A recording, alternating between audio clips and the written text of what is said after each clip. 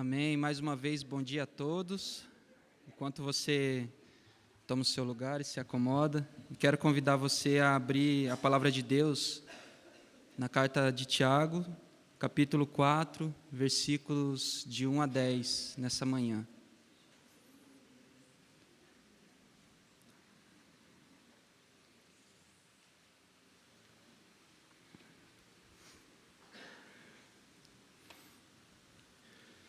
Tiago, capítulo 4, versículos 1 a 10.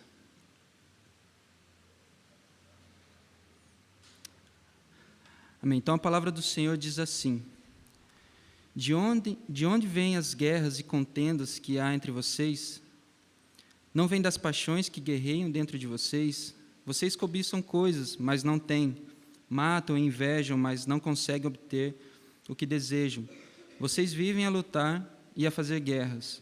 Não têm porque não pedem, quando pedem, não recebem, pois pedem por motivos errados, para gastar com seus prazeres. Adúlteros, vocês não sabem que a amizade com o mundo é inimizade com Deus? Quem quer ser amigo do mundo faz-se inimigo de Deus. Ou vocês acham que é sem razão que a Escritura diz que o Espírito que Ele fez habitar em nós tem fortes ciúmes? Mas Ele nos concede graça maior. Por isso diz a Escritura: Deus se opõe aos orgulhosos, mas concede graças aos humildes. Portanto, submetam-se a Deus, resistam ao diabo e ele fugirá de vocês. Aproximem-se de Deus e ele aproximará de vocês. Pecadores, limpem as mãos, e vocês que têm a mente dividida, purifiquem o coração. Entristeçam-se, lamentem e chorem. Troque o riso por lamento e a alegria por tristeza. Humilhem-se diante do Senhor e Ele os exaltará. Vamos orar? Deus, nós agradecemos ao Senhor mais uma vez por mais uma manhã, por mais um dia que o Senhor nos permite viver de maneira que possa ser uma oportunidade de conhecer mais a Ti e de glorificar o nome do Senhor. E nessa manhã ao qual nós ouvimos tantos louvores que nos faz descansar no Senhor, tantas mensagens belas, Senhor, nessas canções, ao qual nos traz uma aquietação, uma calma, uma paz, que isso possa ser, Senhor, um terreno, Senhor, preparado para ouvir a Sua mensagem, sabendo que em tudo que o Senhor fala nesse trecho, Deus, em tudo que o Senhor direcionou a Tiago aqui, ao escrever essa passagem, Deus, é simplesmente motivado pelo amor do Senhor que o Senhor tem por nós, nos dando diretrizes, nos dando direções para que nós possamos viver cada vez mais de maneira que brilhe a luz do Senhor. Então, eu peço, Senhor, em nome de Jesus, que o Senhor venha falar conosco. Eu peço, em nome de Jesus, que o Senhor venha ministrar os nossos corações.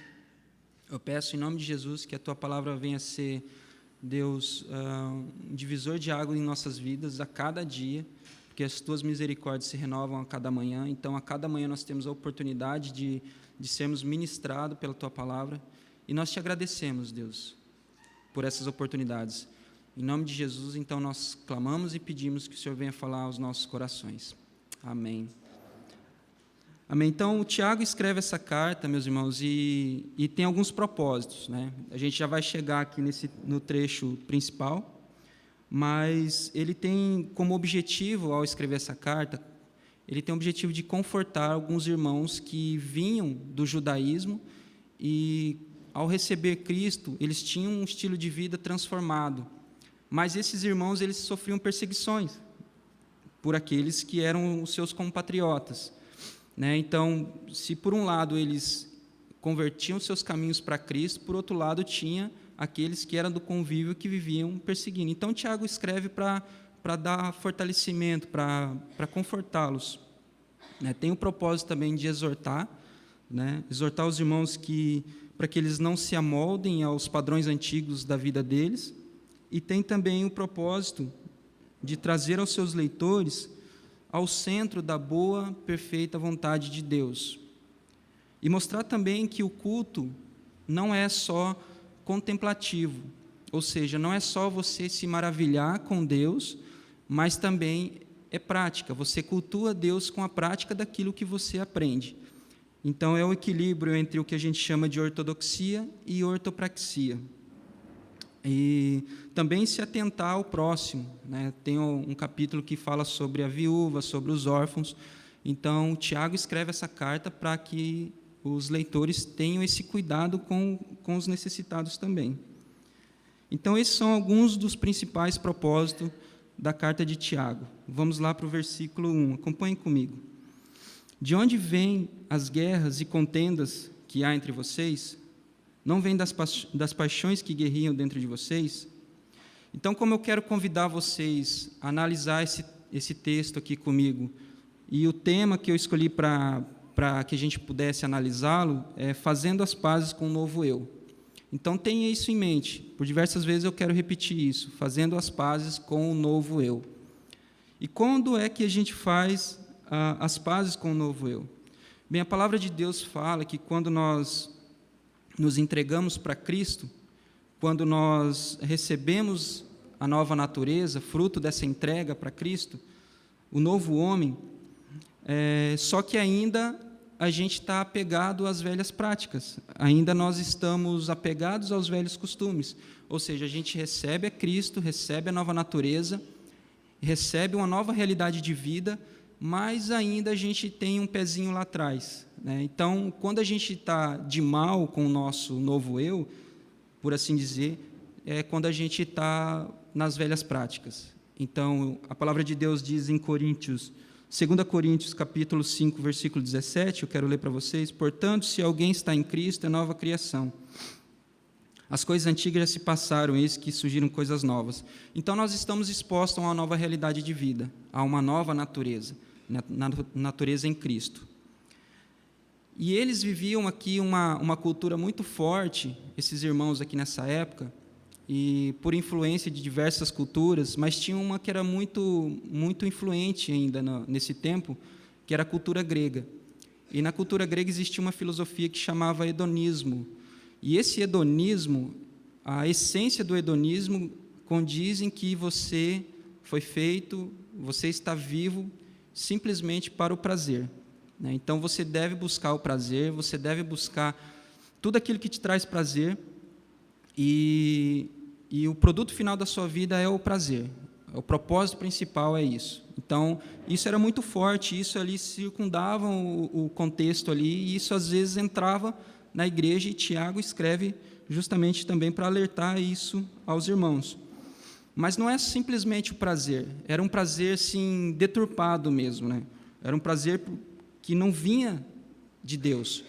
Então, quando ele escreve isso, ele orienta: olha, existe uma linha tênue entre você buscar as coisas de Deus e o prazer em Deus e deturpar isso no caminho e achar que isso é prazer para você. Porque até mesmo Deus, ele nos deixou vários motivos para ter prazer e alegria, né? Um deles, como por exemplo, na prosperidade. Deus nos fez para prosperar.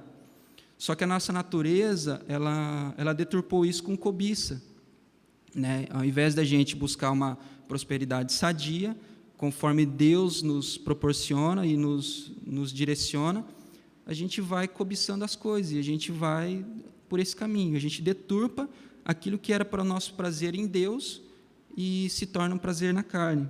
Inclusive, também o sexo, né? Deus nos deixou como uma forma de obter prazer, mas de maneira pura.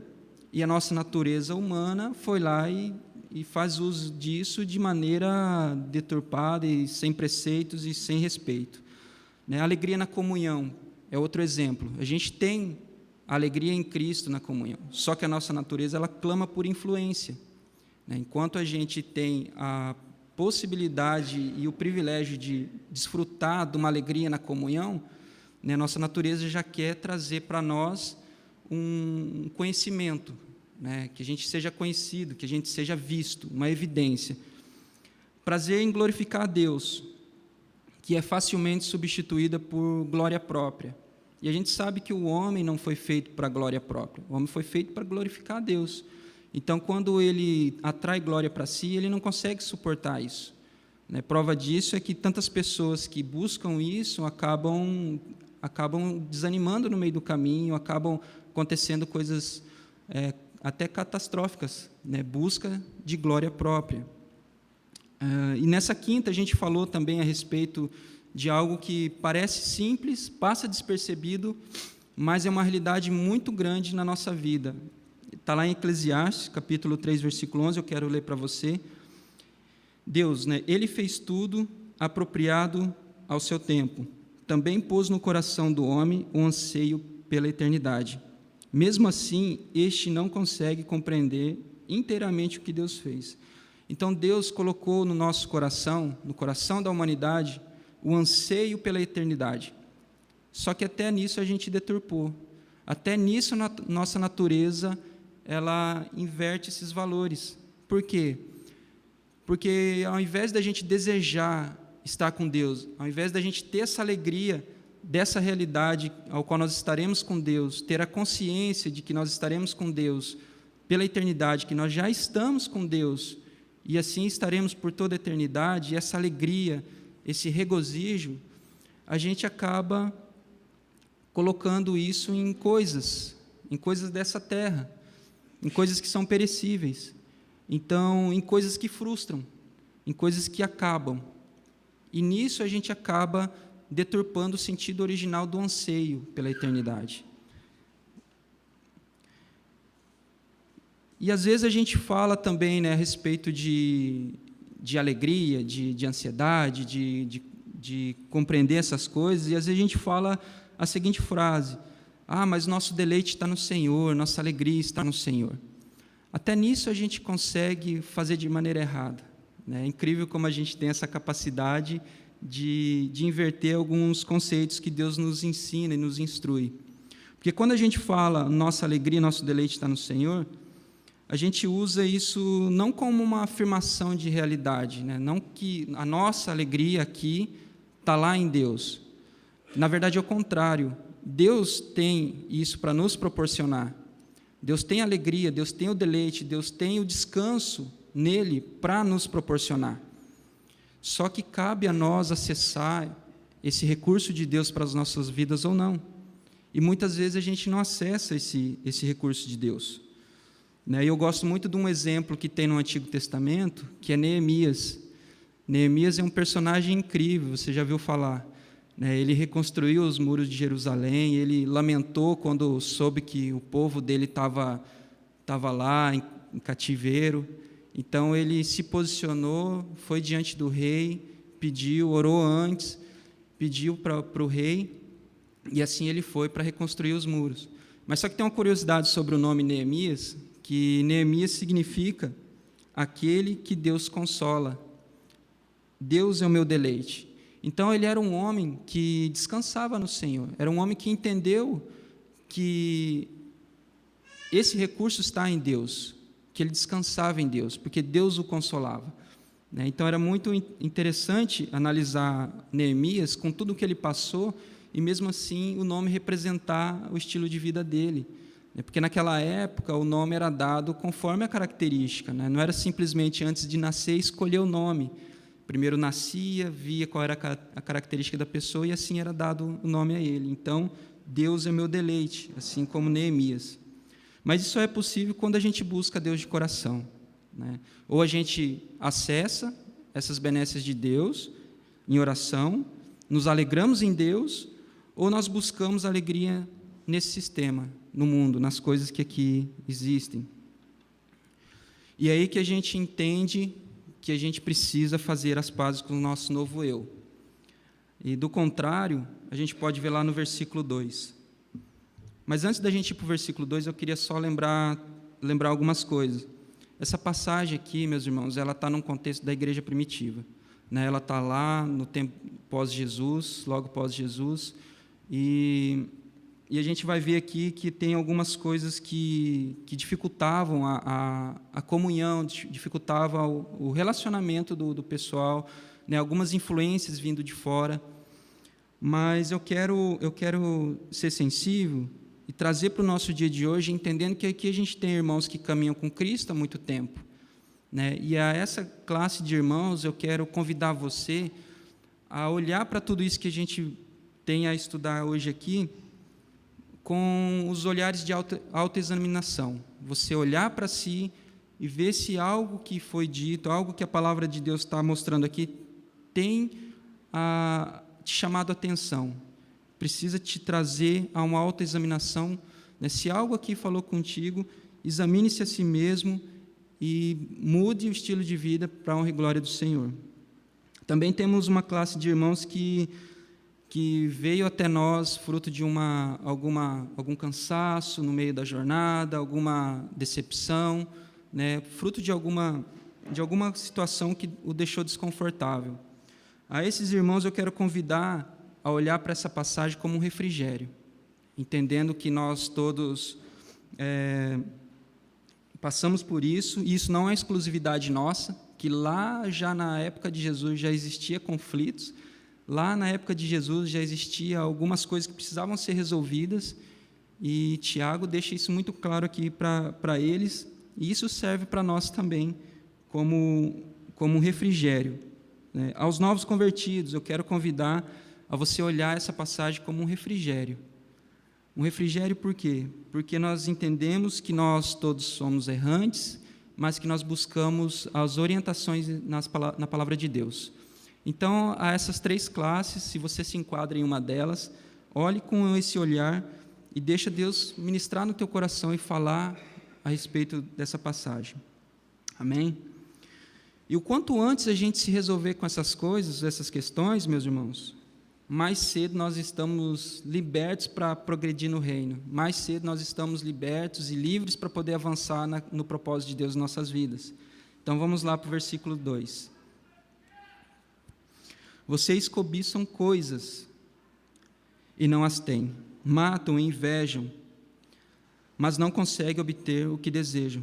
Vocês vivem a lutar e a fazer guerras, mas não têm porque não pedem. Então, quando nós estamos de mal com o nosso novo eu, quando nós olhamos para os desejos desenfreados da nossa carne, aí nós podemos fazer um exercício de reflexão e podemos entender que nós estamos, de certa forma, não em sintonia com a nossa nova natureza, quando nós olhamos somente para os nossos desejos. Aqui a palavra de Deus fala cobiça, né? Quando você busca o objeto da sua cobiça, sem você olhar os meios, sem você se preocupar com os meios, mas o fim é o objeto da sua cobiça e você vai fazer o que for necessário para atingir esse objetivo. Então, isso é algo muito perigoso, muito destrutivo. Matam e invejam. Aqui é uma hipérbole, né? Um exagero que Tiago tá falando para retratar o que seria, na verdade, conflito para ter o que vocês querem. Ou seja, vocês brigam demais para poder alcançar o objetivo de vocês. E não é assim que vocês devam viver. Luta e guerra, né, contendas, também faz refletir que a raiz dos atritos, das discussões, é a falta de obediência àquilo que Deus tem nos proposto. Mas não só olhar os desejos desenfreados da carne. A gente está de mal com o nosso novo eu também, quando nós olhamos somente para as nossas dores. Quando nós temos essa prática de olhar para aquilo que nós estamos passando e sentindo e trazer isso como algo que faz com que você seja alguém que seja ingrato mesmo por tudo que Deus tem feito, né? Nós passamos a ser mais consumidores de tudo que os nossos irmãos, os próximos, têm a nos oferecer, né? Consumimos a sua energia, consumimos a sua atenção, consumimos o seu tempo, consumimos os seus afetos, consumimos os seus conselhos, consumimos tudo. E faz também a gente ficar cegos para uma realidade ao qual nós também possamos suprir a necessidade do que estão ao nosso redor. Então, isso a Bíblia chama de autocomiseração, né? Você ter uma dó de si mesmo, uma dó, olhar para as suas dores e achar que isso é mais forte do que tudo, né? É o oposto do amor ao próximo, é o oposto, é o amor a si mesmo, mas um amor egoísta. E tem um exemplo muito legal que eu gosto de citar. Acho que alguns de vocês já devem ter ouvido falar naquele ator, Christopher Reeve, que interpretou o Superman primeiro, lá na década de 80. Então, ele sofreu um acidente na vida real, né, e ficou tetraplégico. E então ele tinha que passar por diversos tratamentos, foi uma tragédia na vida daquela família. E a esposa dele sempre do lado, apoiando ele, sempre ali, levando ele para os lugares, né, para fazer tratamento, cirurgia, cuidando dele. Aí um dia eles foram chamados para um programa de televisão e foram entrevistados.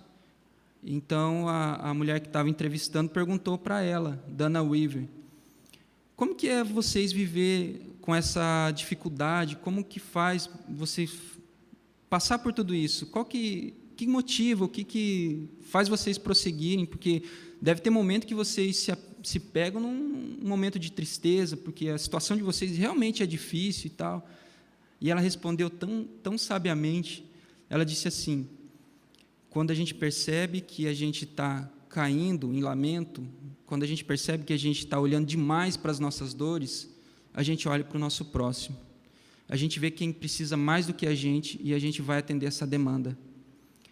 Então, eu não sei qual é a realidade deles assim com Deus, se eles são, se eles andam no caminho do Senhor, né? O Christopher Wills já faleceu, mas eu não sei qual é a realidade deles, mas isso dá uma sabedoria tão grande, porque quando você olha demais para as suas dores, você tende a esquecer de tudo que está em volta de você.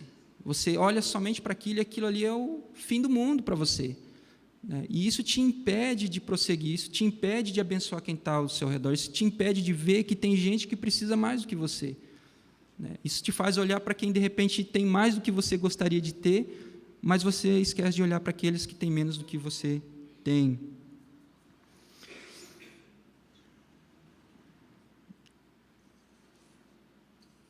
Quando olhamos somente para nós, é sinal que estamos mal resolvidos com o nosso novo eu. Versículo 3. Não tem por que não pedem, quando pedem, não recebem, pois pedem por motivos errados, para gastar em seus prazeres. Meus irmãos, quando a gente está mal resolvido com o nosso novo eu, com a nossa nova natureza, nem a nossa oração flui, nem oramos devidamente, nem oramos de acordo com o coração de Deus. A gente só tende a pedir coisas que venham a suprir aquilo que a gente acha que é a nossa carência maior. E até tem uma passagem no Antigo Testamento, o profeta Ageu, ele fala a respeito disso, quando o povo ali estava se atentando mais com a sua própria vida, seu comodismo, buscando coisas para os seus prazeres e deixando o reino de lado. Eu quero ler para vocês Ageu, capítulo 1, versículos 4 a 6, que a palavra de Deus diz assim: acaso é tempo de vocês morarem em casa de fino acabamento, enquanto a minha casa continua destruída? Agora sim, diz o Senhor dos Exércitos, vejam onde os seus caminhos levaram. Vocês têm plantado muito e colhido pouco. Vocês comem, mas não se fartam. Bebem, mas não se satisfazem. Vestem, mas não se aquecem. Aquele que recebe salário, recebe para colocar numa bolsa furada. Então, aqui ele está dizendo que, por conta dessa distração, por conta de estar afastados da vontade de Deus, do sentido original ao qual Deus os chamou, eles não conseguem se satisfazer em coisas, eles não conseguem se satisfazer naquilo que eles buscam a satisfação. E quando a gente pede também por motivação errada, Mateus capítulo 7, versículos 7 a 13, eu quero ler para você também, diz assim: peçam e lhes será dado, busquem e encontrarão, batam e a porta se lhe abrirá. Pois todo o que pede recebe, o que busca encontra, e aquele que bate a porta será aberta. Qual de vocês, se seu filho pedir pão, lhe dará uma pedra, ou se pedir um peixe, lhe dará uma cobra? Se vocês, apesar de serem maus, sabem dar coisas boas aos seus filhos, quanto mais o Pai de vocês, que está nos céus, dará coisas boas aos que lhe pedirem. Assim, em tudo façam aos outros o que eles querem que lhes façam, pois esta é a lei dos profetas. Entrem pela porta estreita, pois larga é a porta e amplo o caminho que leva à perdição, e são muitos os que entram por ela. Então, quando a gente está de mal com o nosso novo eu, a gente pede por motivação errada. A gente não consegue orar conforme o coração de Deus. Orar também com inversão de valores. Mateus 6, 33. Busque, pois, em primeiro lugar o reino de Deus e a sua justiça, e todas as outras coisas lhe serão acrescentadas. Então, o que parece aqui, voltando ao texto, o que Tiago está falando é mais com relação a recursos materiais mesmo, né? Ele está dizendo sobre coisas esgotáveis, finitas, para atender um vazio em nós infinito. E esse vazio só pode ser atendido em Deus, o Deus infinito, somente Ele, né? E a palavra nos orienta por diversas vezes a gente investir no reino, até mesmo nos nossos recursos, nosso tempo, investir mais no reino, as nossas orações para o reino, né, para que alcance o próximo, e assim como em Mateus diz, também no capítulo 6, versículo 19 a 21, não acumule para vocês tesouros na terra, onde a traça e a ferrugem destrói, e onde os ladrões arrombam e furtam, mas acumule para vocês tesouros no céu, onde a traça e a ferrugem não destrói, e onde os ladrões não arrombam e nem furtam, pois onde estiver o teu tesouro, ali também estará o teu coração. Então, essa é uma orientação para que a nossa alegria esteja plena em Deus, porque ao a gente investir em coisas e ver que aquilo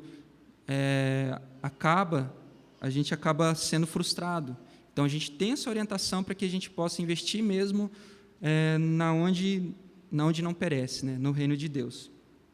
Então, a gente está de mal com o nosso novo eu, quando nós buscamos primeiro as coisas que Mateus 6,33 diz, né? As coisas relacionadas à terra, as coisas relacionadas a essa vida, né? E deixamos o reino de Deus em último. Nós também estamos de mal com o nosso novo eu quando nós queremos, pedimos para o nosso próprio prazer, né? E a gente sabe que quando a gente ora ao Pai, quando a gente fala com Deus, às vezes a gente tende a pedir coisas mesmo que venha aliviar a nossa carência, né? Mas não necessariamente aquilo é o que vai nos fazer bem. Não é aquilo que é a vontade de Deus.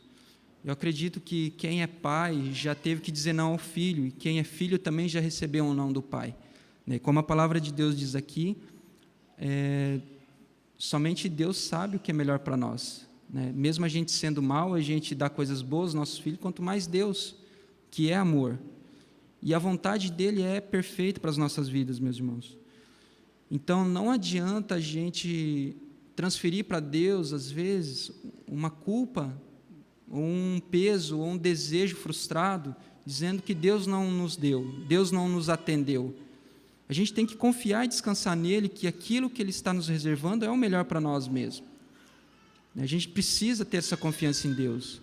A gente precisa parar de tomar decisões erradas, buscando satisfazer essas nossas vontades. E nós temos que estar satisfeitos no Senhor. Versículo número 4. Adúlteros, vocês não sabem que a amizade com o mundo é inimizade com Deus? Quem quer ser amigo do mundo, faz-se inimigo de Deus.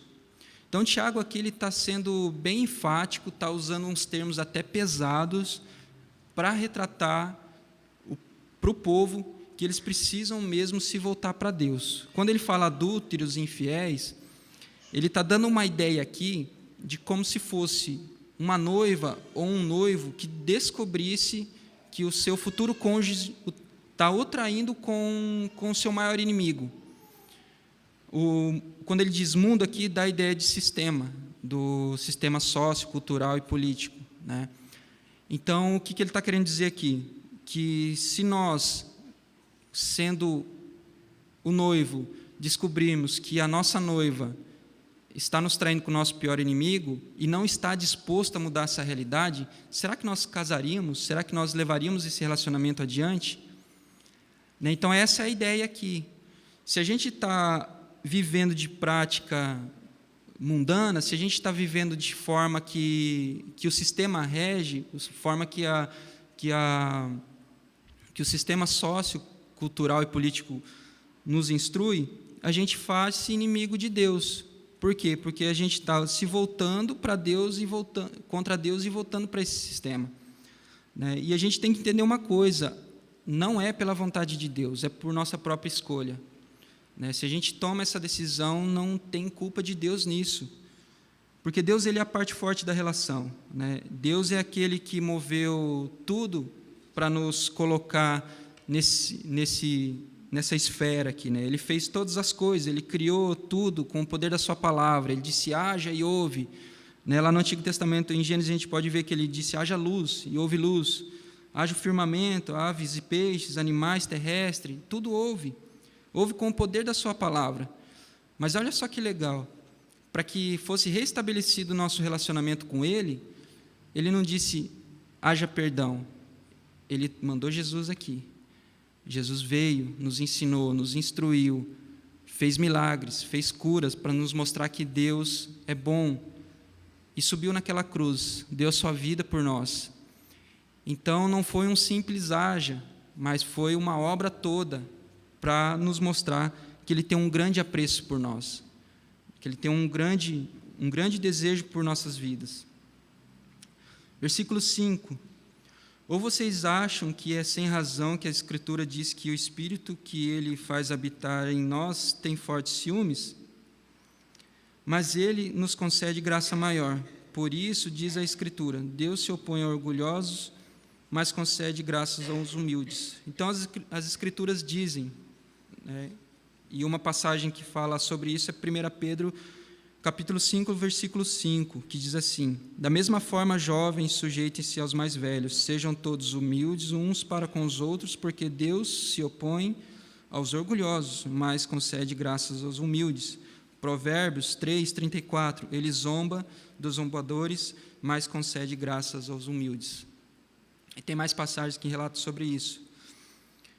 Deus, ele não provoca o orgulhoso. Às vezes, numa primeira leitura aqui, a gente acha que Deus está provocando quem é orgulhoso, mas não é isso. É questão de incompatibilidade mesmo, porque Deus, ele é amor, e o amor é humilde, e não há espaço para o orgulho na humildade, né? E prova maior que ele é humilde é a obra dele na cruz, através de Jesus Cristo, que é o Deus que se doa.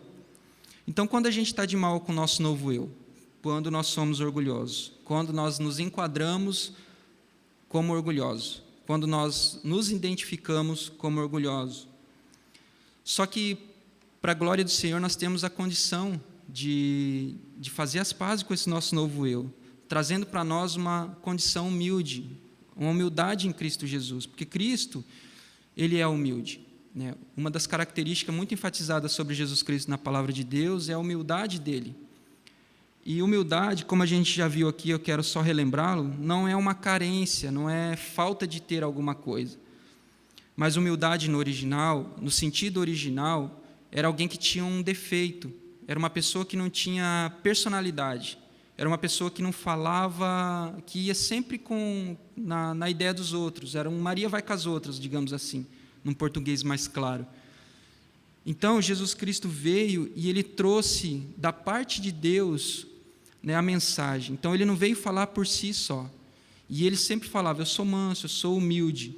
Isso quer dizer que essa natureza dEle, Ele mostrou o lado bom da humildade, né, o lado bom. Então, o termo foi trazido para o cristianismo, através da vida de Jesus, para nos mostrar essa qualidade, a parte boa, que é a humildade. Então, a gente conhece humildade, às vezes a gente entende como carência de coisas, mas não é.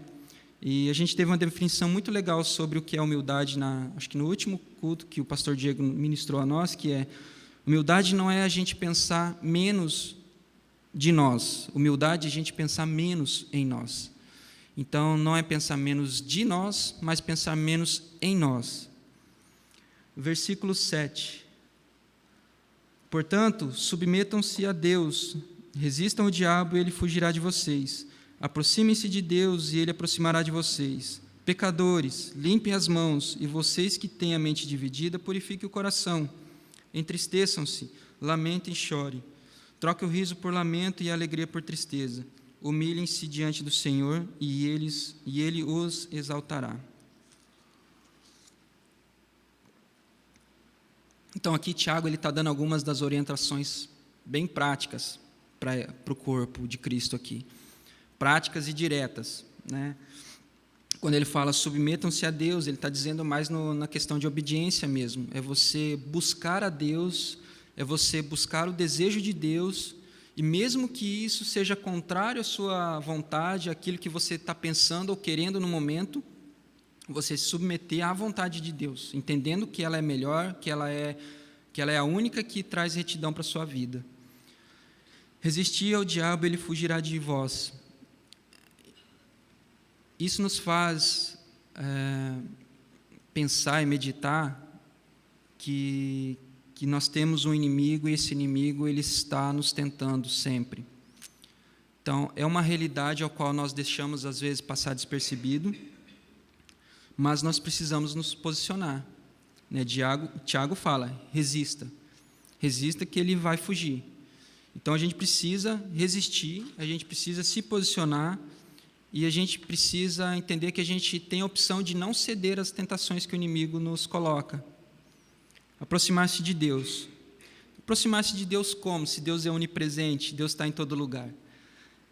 A gente tem a incrível habilidade de se afastar de Deus quando a gente busca os nossos próprios interesses. Então, a gente é expert em se afastar de Deus por vezes, quando a gente está ali querendo só fazer a nossa vontade e não buscar a obediência no Senhor. Ali a gente está, não geograficamente, porque é impossível, mas em espírito e em verdade a gente está se afastando de Deus. E como a gente pode se aproximar? Acessando o coração de Deus através de oração, através da leitura da palavra, através de uma vida devocional, através de uma vida que busca mesmo a vontade de Deus para as suas vidas. Limpar as mãos.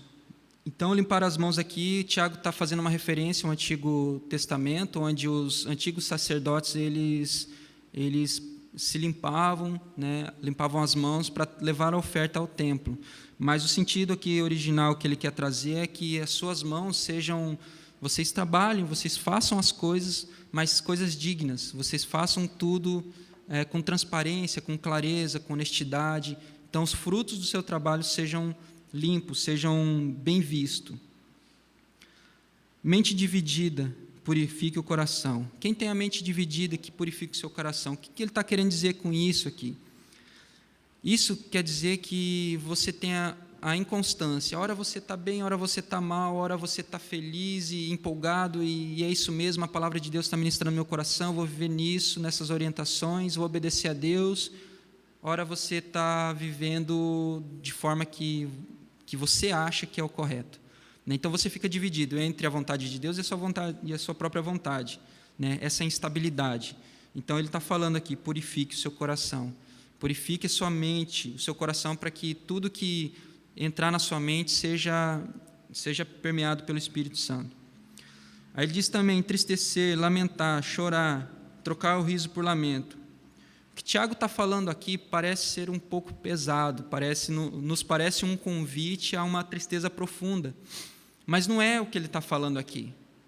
O que ele está falando aqui é o seguinte: reconheça os seus caminhos errados, reconheçam que a sua vida precisa de mudança, reconheça que você precisa se posicionar diante de Deus, reconheça que você precisa voltar para os caminhos do Senhor, e lamente por isso, chore por isso, se entristeça por isso.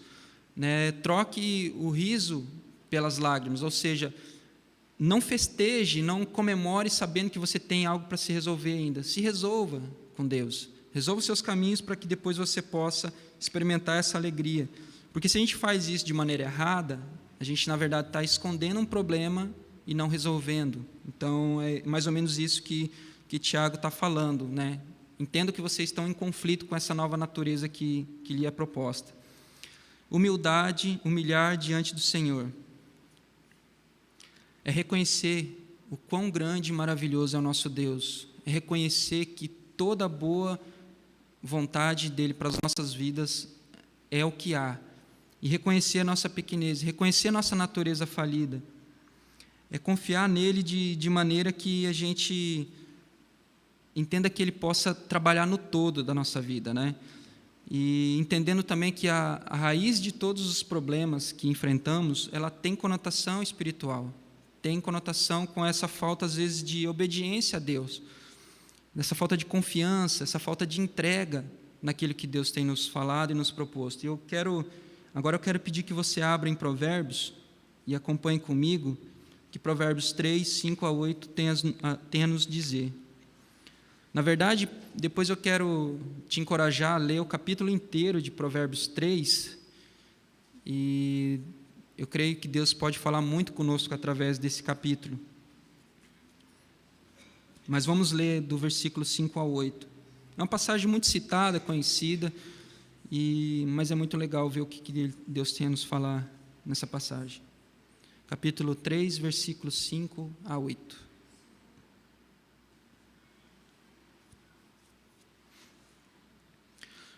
Confie no Senhor de todo o seu coração e não se apoie no seu próprio entendimento.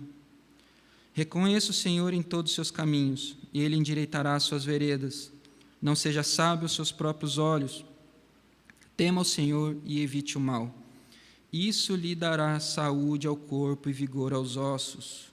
Meus irmãos, não adianta culpar a Deus pelas consequências desastrosas, frutos das nossas decisões erradas. Nós temos a incrível habilidade de tomar decisões sem consultar a Deus, sem acessar a vontade de Deus, nos colocar em situações que colocam até a nossa própria saúde em risco, e depois ter o costume de orar, pedir para Deus nos livrar das consequências do nosso próprio erro.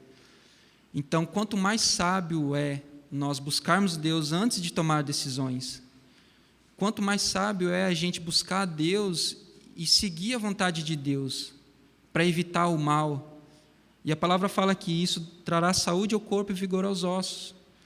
A gente está vendo que tem muitas pessoas que têm caído em depressão, caído em tristeza, em várias coisas negativas, mas é fruto de decisões erradas, é fruto de atrair para si consequências, frutos dessas decisões erradas.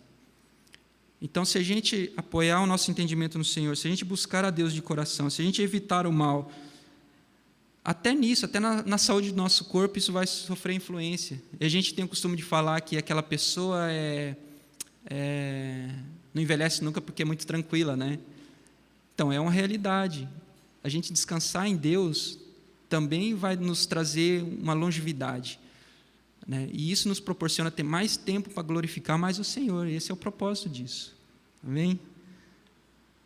Então, a gente tem duas realidades, né? Como a gente já ouviu falar, frutos no Espírito, que o fruto é para abençoar o próximo, né? A árvore, assim como foi ministrado aqui também, a árvore ela gera fruto não para si mesmo, mas para beneficiar aqueles que colhem, e as obras na carne que trai coisas ruins para nós. Então, se a gente viver pelo fruto do Espírito, a gente vai ter coisas boas, a gente vai conseguir fazer coisas boas. É questão de lógica. E só que para a gente poder terminar essa passagem, que pode ser um pouco densa, nas instruções que Tiago está trazendo, olha o que Mateus 5, 4 e 5 nos diz a respeito dos que choram, dos que lamentam, dos que se entristecem, dos que reconhecem a sua realidade como pecador, como errantes, mas que se entristecem por isso e se voltam para Deus. Mateus, capítulo 5, versículo 4 e 5.